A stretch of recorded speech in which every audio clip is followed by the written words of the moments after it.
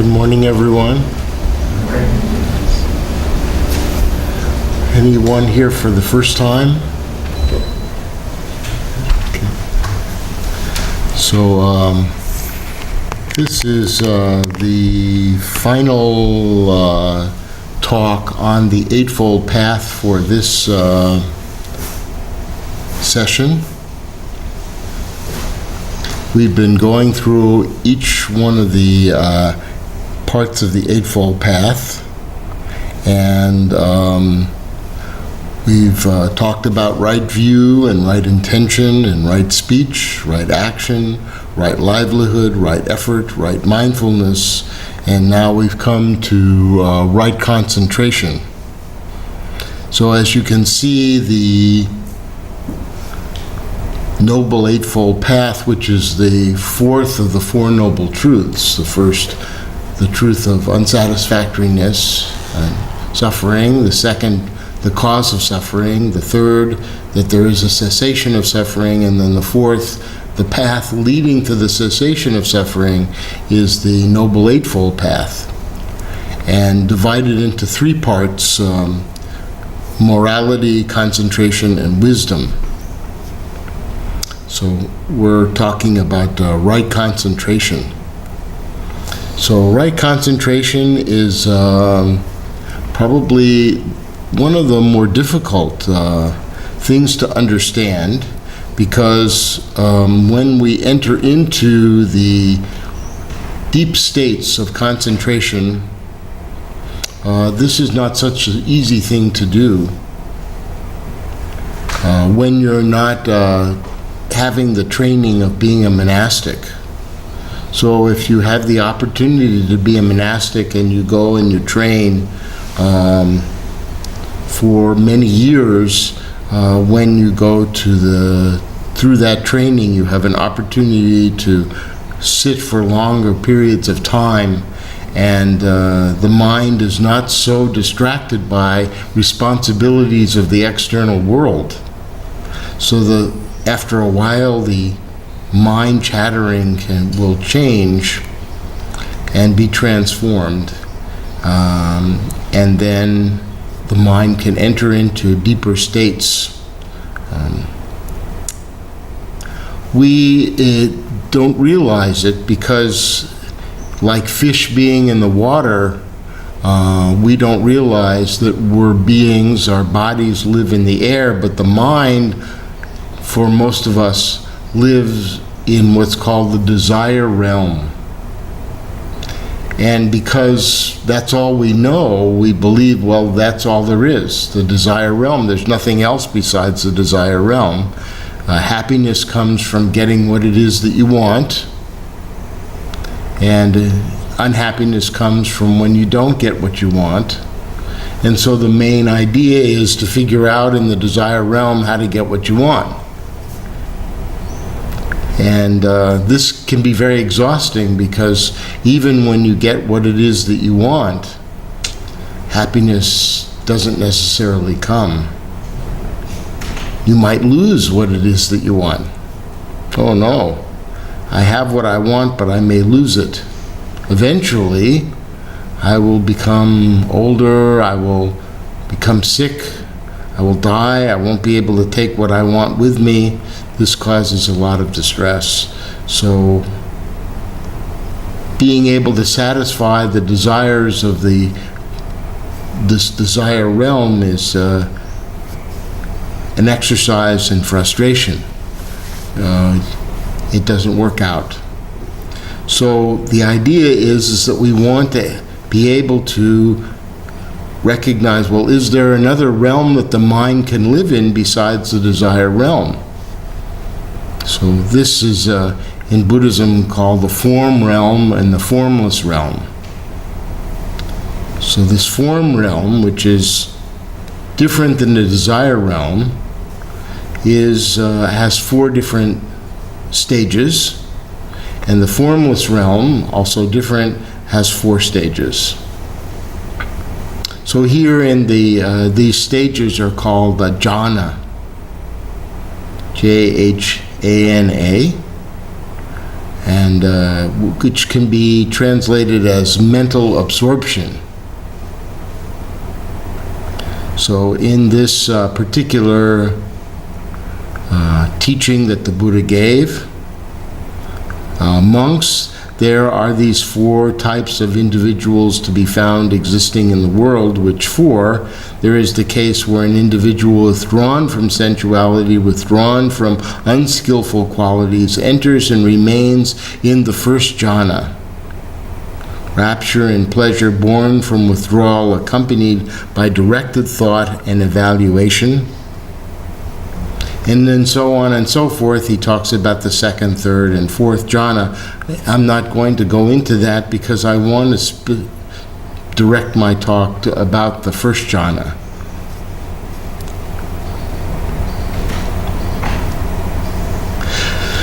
So, to give some perspective on how and where these jhanas fit into the system, from the Mahayana view,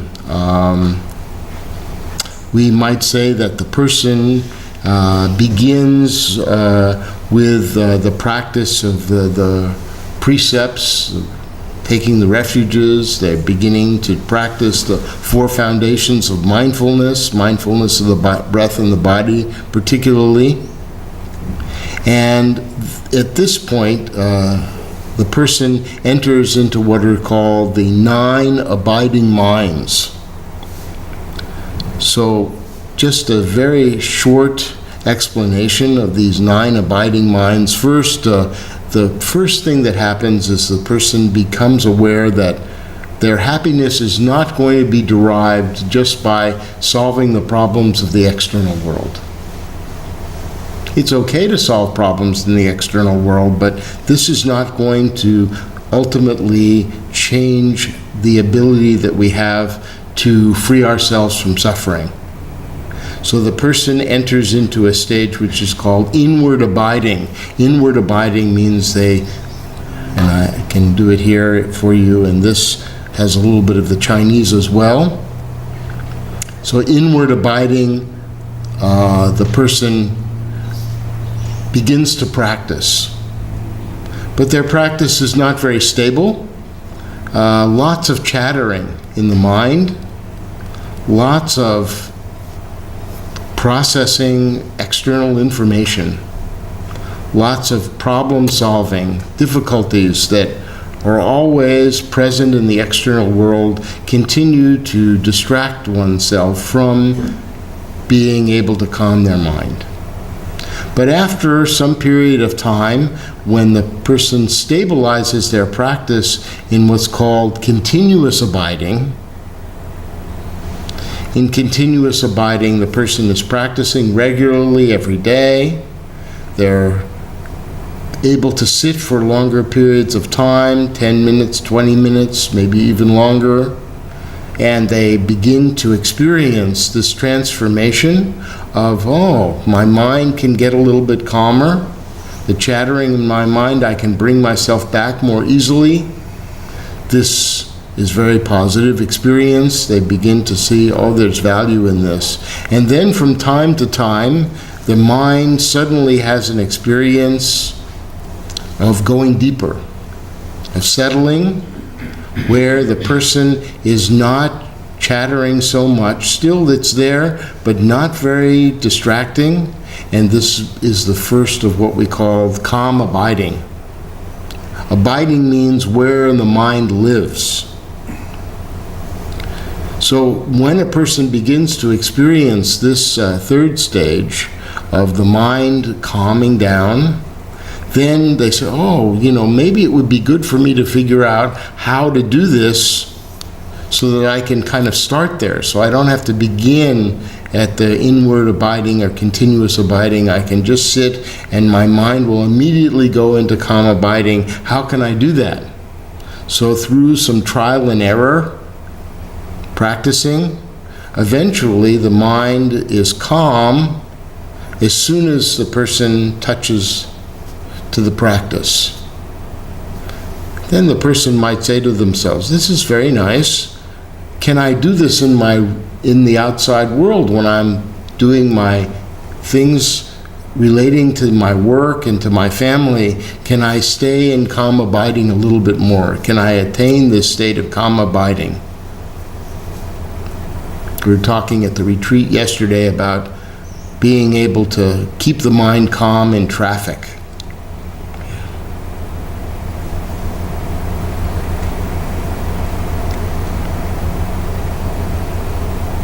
So then in the next stages after that, the next one, when the mind does wander, it doesn't go very far. It always stays pretty close to the breath or to the body, not traveling around very much. This is called abiding nearby. And then we notice that in the 5th stage to the 9th, the word abiding is no longer used, because the mind is not residing or getting stuck anywhere. It's able to go deeper. And then, finally, in the 6th stage, this is called quietude. The mind really becomes very, very quiet in this stage. Still some chattering going on, but it's much quieter. And then in the 9th stage, the 8th and 9th stage, becoming one-pointed, entering into a stabilized state. This is when a person enters into what's called access, concentration, where the mind is able to stay without moving around. There isn't this kind of jumping and chattering in the mind. So this is a diagram that was actually painted, I'm not sure exactly when, but it's a little bit hard to make out, but at the beginning there's an elephant. In this particular, must be painted because sometimes there's an ox, but here, or a buffalo, but here the person is leading a black elephant, and it's going up, and then the black elephant becomes half black and half white, and then eventually it becomes completely white, and then the person is riding the white elephant. And near the end, the elephant turns around, I guess, going to go back into the world. So this is very similar to the Zen ox pictures. And there's actually an article that Master wrote about the relationship of the 9 abiding minds and the 10 ox herding pictures in Zen. And this is also connected to the what's called the teaching of the 5 faults and the 8 cutting actions, which is referenced in Master Inshin's text that we study, so that there are these different stages that the mind goes through, which are also outlined in Master Inshin's book, The Way to Buddhahood. So I'm not going to go through all of this, but just to demonstrate that there are these different stages that the mind goes through, so that when a person attains the being, this kind of lets us know how difficult it is to leave the desire realm.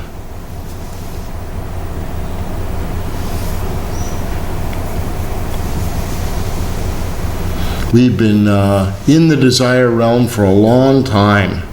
This realm of birth and death called samsara, very difficult to be able to allow that to dissolve and to enter into the form realm, which is called absorption, concentration. There are different terms that are used in Chinese. So these different terms mean pulling together, composing the mind, having the intention of contemplation, perfecting absorption. These different terms all exist as a description of this high level of meditative concentration. So it's possible that from time to time, when a person is practicing and just through their own realization, understanding of what they're looking for, they may enter into the different jhanas, particularly maybe the 1st or 2nd jhana, sometimes just by kind of accident or just through the practice. where the mind becomes suddenly very, very quiet, and there are no real discursive thinking going on for short periods of time. And then the person says, well, I would like to be able to develop this and cultivate this. So they practice more diligently, and going through the quietude stages and stabilization stages from time to time, they'll be able to enter into these more rarefied forms of concentration. So the jhanas, or these deeper stages in the form realm, contain what's called 5 factors, or 5 jhana factors. And we're going to look at the first 2 particularly. I'm not a huge fan of some of the translations of the terms. The last one is fine. But the first 4, I kind of debate sometimes how to translate them. Actually, I'm not even happy with this chart. Okay. Actually, maybe 1 and 2 should be switched in English. So let me describe a little bit about this. That vitaka means to have an onset of a thought. I think that should be observation. It's difficult to say. Again, tricky in Chinese and in Pali to make the English equivalent. You notice that at this time the mind is so calm, so quiet, you can hear the first thought. Oh, there's the thought. And it's like the striking of a bell. This is what's usually used as a metaphor. The striking of a bell, you can hear the beginning of the thought, and because the mind is not disturbed and distracted by other things, you can follow that thought and see how it is like the continuation of a bell. You can see how this thought dissipates. You can see it dissolve. So there's this very slow process of the mind perceiving this onset of a thought and observing it sustained. So onset would be a good English translation, and sustained is good for vichara. C in Pali has a CH sound. So vitaka and vichara. And these 2 go together because these are the 2 factors that we use in the first jhana. So when the mind is so quiet, we are able to notice this arising of the thought and the sustained thought. Then we just kind of follow this thought, and it's very quiet, and it just kind of dissolves. And this continues while we're in the first jhana. Now, when we enter the second jhana, then this vitaka and vichara no longer is happening, and the person now is in a state of just awareness. So piti is this stage of awareness without any discursive thinking, and the experience within is of a joyfulness, because the consciousness of the mind, which is involved in discursive processing of the daily experience, is so quiet, no longer an issue, and it's a very pleasant kind of experience, but not the kind of joy necessarily where you jump up and down, a very quiet joy. And then in the fourth stage, the person, there's a certain tranquility that also relates to this, so that there's like a pure kind of happiness, a release from suffering that takes place. So even the senses themselves are not interested in the information from the outside world. So these kind of stages that take place in the jhanas are of extraordinarily pleasant. They're very helpful. The mind, when it's seated very still, can attain these stages through continued practice. And this is what we call the practice of the jhanas. So in the first jhana, the vitakka and vichara, we cultivate this, we become aware of it, and we learn how to let that go.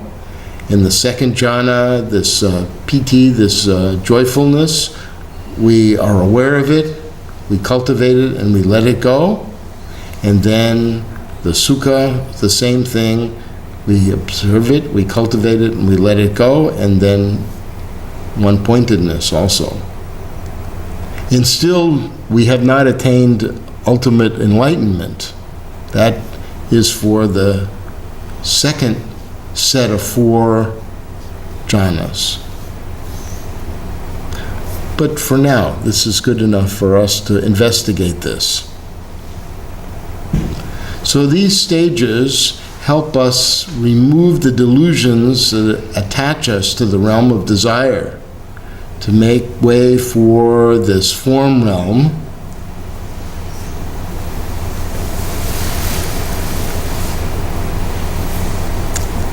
So I'm going to, yes. So we need to understand a little bit more about what we mean by the understanding of discursive thought. Vitakka and vichara. So this is another discussion on this, translated by Thanissaro Bhikkhu of the original suttas. The Blessed One said, "Now, what, monks, is the 5-factored noble right concentration?" So he's talking about the 5 jhana factors. There is a case where a monk, quite withdrawn from sensuality, withdrawn from unskillful qualities, enters and remains in the first jhana, rapture and pleasure born from withdrawal, accompanied by directed thought and evaluation. He permeates and pervades, suffuses and fills this very body with the rapture and pleasure born from withdrawal. There is nothing of his entire body unpervaded by the rapture and pleasure born from this withdrawal. And the metaphor that's given is just as a skilled bathman or bathman's apprentice would pour bath powder into a brass basin and knead it together, sprinkling it again and again with water, so that his ball of bath powder, saturated, moisture-laden, permeated within and without, would nevertheless not drip. Even so, the monk pervades, suffuses, and fills this very body with the rapture and pleasure born of withdrawal. There is nothing of his entire body unpervaded by this rapture and pleasure born from withdrawal. This is the first development of the 5-factored noble right concentration. So another resource on understanding mindfulness and concentration is the wonderful monk Bhante Gunaratana, who is well into his 90s and has a very remote monastery in West Virginia. So remote, there is no cell phone access. And so you know it's very remote. Yes. And I believe that our friend Bhante Silananda probably is spending his time there now, maybe being an apprentice to Bhante Gunaratana. We're not sure. He was there for a while. Yeah. He comes in, has visited Maba before. He's an expert in Pali from Sri Lanka. We should be aware that the people of Sri Lanka are recovering from severe flooding right now, something that we know about here in St. Louis. So we send our best wishes to them as well. So Bhante Gunarathan in West Virginia, his mindfulness, he says, picks the object of attention and notice when the attention has gone astray. Concentration does the actual work of holding the attention steady on the chosen object. If either of these partners is weak, your meditation goes astray. Concentration could be defined as that faculty of the mind which focuses single-mindedly on one object without interruption. It must be emphasized that true concentration is a wholesome one-pointedness of the mind. That is, the state is free from greed, hatred, and delusion. Really deep concentration can only take place under certain specific conditions. And Buddhists go to a lot of trouble to build meditation halls and monasteries.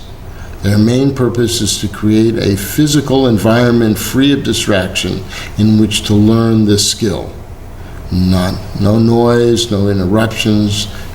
Just as important, however, is the creation of a distraction-free emotional environment in the mind.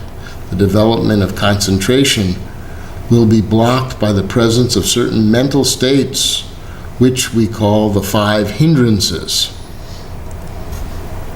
So here is a little drawing that I made to make things more complicated.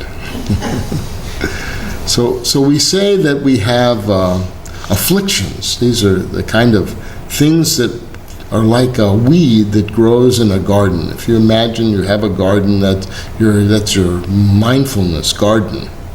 And hard to find your mindfulness because there are all these weeds that are growing in the garden. So these weeds would be called like the 3 poisons of greed, hatred, and delusion, and then maybe other factors like jealousy, pride, and doubt can creep in there and create different weeds that grow in the garden. And so you go and you pull them out. But it's hard to get the weed's root. So the root of the weed would be called like the hindrances. So these hindrances are deeper and actually feed the afflictions, we can say. So this inclination to sense desire, this kamachandra is the term in Pali, ill will, vyapada, the tendency that we have internally to experience ill will. So these are deeper tendencies that we have, so that when something happens in the outside world that stimulate that, it pops up. This tendency to become lazy, sleepy, or restless, or to have doubt. All of these are part of the different kinds of roots that hold very difficult to pull them out. So if we can pull all of the hindrances out, then the afflictions don't grow. Now we're very close to having a mind that is totally clear and calm, enlightened mind, no troubles. But there are some other aspects that are also connected to the hindrances that support the hindrances. So these are these little roots that come out from the main root that kind of hold the plant in place, this affliction in place. These are called the fetters. There are 10 fetters that hold it in place, and then in addition to that, there is a system that feeds this entire weed called the taints, or the leaks. So even deeper, difficult. So even if you pull out the root, if you don't get the fetter and the taints, then it may grow back. And this is all fed by nutriments. So this is a little metaphor that I like, that helps me, particularly when I'm in my garden and I'm pulling out the weeds. So Bhante Gunaratha says, mindfulness still is the more important of the 2 components. It should be built as soon as you comfortably can do so. Mindfulness produces the needed foundation for the subsequent development of the deeper concentration. Most blunders in this area of balance will correct themselves in time. Right concentration develops naturally in the wake of strong mindfulness. The more you develop the noticing factor, the quicker you will notice the distractions, and the quicker you'll be able to pull out and return to formal concentration of attention.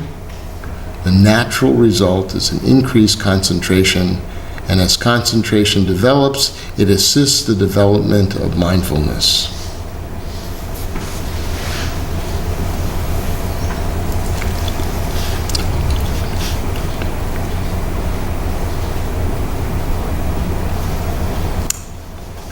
So I realized that I had put together a talk today that is 3 hours long. You don't mind, do you? Yes. So I'm doing this presentation, and I have all these good ideas about things that I want to talk about. So I'm just going to fast forward to something here. He talks about some of the methods. Maybe another time, if I don't get into trouble, they may invite me back. So I'm wondering about how the mind works and how this language, it's very difficult to get this language part to turn off. It's always chattering away. So as a scientist, as a person who's involved in doing psychotherapy and reading research, sometimes the way in which we learn about things is to see what happens when there's a failure. So like if we want to find out what part of the brain is involved with controlling the hand, all we need to do is to find somebody whose hand doesn't work, their arm has been affected by a stroke, we put them in a functional MRI machine or something like that, and we can see that that part of the brain has a lesion in it or some kind of damage. So we can point and say, that part of the brain is the one that controls the hand. On the right hand would be over here. Yeah. So another disorder that I see in my clinical practice are people who come in with tinnitus. This is a ringing of the ears. And some people are very disturbed by this, to the point where there's a high incidence of suicide for people who have tinnitus, because they can't get away from it. It's always there. It's always making a sound, and it somehow disturbs them. But actually, in fact, we can train people by using mindfulness to learn how to let go of this inconsequential internal sound production that happens. So the question is can we train ourselves also to let go of the inconsequential or internal thought production in what we call papancha, or the storytelling of the mind. Papancha is the Pali word that says always creating stories, creating dramas in the mind. This is vitaka and vichara on steroids. Always chattering away, creating. And I like to say that it's good to notice that we're usually the main character in our own drama. The drama's going around, we call it the drama-rama. So even great psychologist William James said the faculty of voluntarily bringing back a wandering attention over and over again is the very root of judgment, character, and will. So they're studying the brain, they're seeing how the brain is working. I'm not going to go into this particularly at this point. I'm just going to show you this map of the brain, of the limbic system and the cortex areas. I know that this is confusing, but we know now that there are certain parts of the brain and what functions the brain has, and that's very nice that we can see that. But now we're interested in seeing how the different regions relate to each other, how they perform certain functions, and this is called neural networking. It may also be related in terms of our Buddhist practice to the mental activity, which we might call mental formations, how the brain repeats a task over and over again, and then it happens automatically. So this is, we might call this our habit energy. So Daniel Vago, a Harvard researcher, has developed a map of 22 major neural networks, and one of the neural networks that they're studying a lot these days is called the default mode network. And this is what happens when the mind is daydreaming and distracted, not focused. And so they're just kind of wandering around. This is the wandering mind. And we know from the work of Killingsworth and Gilbert that the mind wanders about 47% of the time, and the more the mind wanders, the more likely it's to experience distress, no matter what the content is. And so they've mapped out this connection between the right dorsolateral prefrontal cortex and the posterior cingulate and the amygdala, and they can see why it is that the mind goes into distress when it becomes wandering. And then they look at people who are doing meditation, and they discover, people are doing meditation, they're having less default mode network activity. Instead, they're having an activity which is called the awareness network, which is the connection between the left dorsolateral prefrontal cortex, the insula, and the anterior cingulate, and an area called the nucleus accumbens, which is the pleasure center of the brain. So this activity, and they notice that with people who have done 10,000 hours of meditation, that this activity is 6,000 to 7,000 times stronger than in people who don't practice. So this is the happiness network. So on that happy note, even though I have much more to say, I will turn off my discursive mind, and we'll maybe another time go into the processes of what we know now about how thought is produced and how language is produced in the Broca and Wernicke areas of the brain. But that's for another time. So may all beings have happiness and the causes of happiness. May all beings be free from suffering and the causes of suffering. May all beings never be separated from the altruistic joy which is free from suffering. And may all beings dwell in the great equanimity which is free from attachment, aversion, and ignorance.